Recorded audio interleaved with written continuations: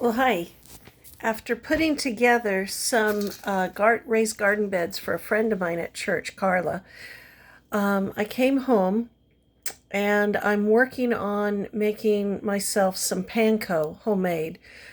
So I got fortunate yesterday when I was helping Carla. She paid for my lunch over at Subway, and I just happened to be there when they had a bunch of trays of bread get overcooked. And I'm going like, don't throw it away. I'll get it off your hands. So she scanned it out. And rather than it going into the garbage, I'm making breadcrumbs. And this is something very important. People say, oh, that's too much work. You know what? When it's free, it's worth your time. So this veteran, and no lie, I had to go dumpster diving for food because I couldn't get an effing job in this country because my veteran status was used against me. Talk about fair. Veterans should be first choice for work, not last. So anyway, I got real creative in learning to survive and feed two little girls on what I could find. So this is what I'm going to show you about my bread going into panko. So I hope you enjoy it. So anyway, this is the overhead view at my island. So I get the hard stuff and I get it first, and then anything that's still malleable, I go ahead and dry it in the oven, dehydrate it more, and I put it at 200 degrees for about an hour so it's good and dry. I don't let anything go to waste. So this is one of those Subway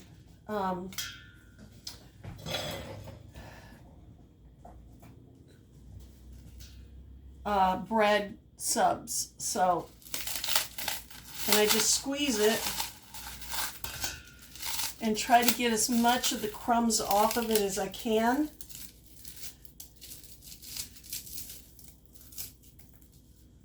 Okay, that's still malleable. Put that there. So just rub it between my hands. And this kind of gives you an idea of nothing goes to waste on my place. Nothing.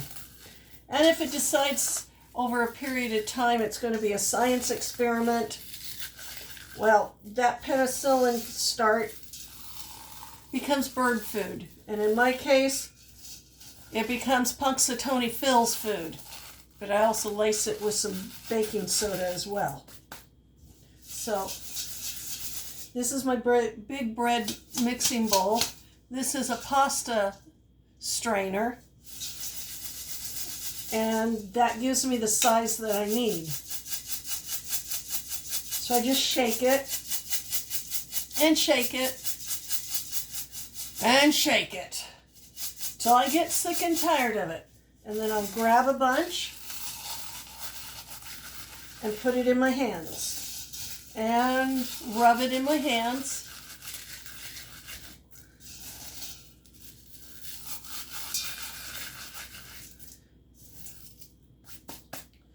And then grab the pasta pot.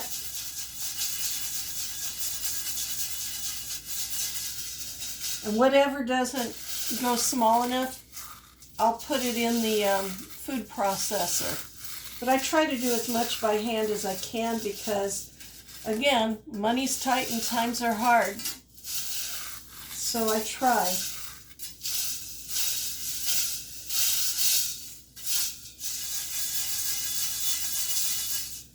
So, see how far I got it down to.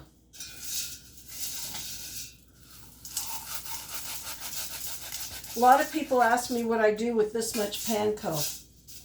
Well, for those of you who are not vegetarian or vegan, I use it in my hamburgers and meatloaf. I have people to feed that eat meat here. The other thing too, I use it for.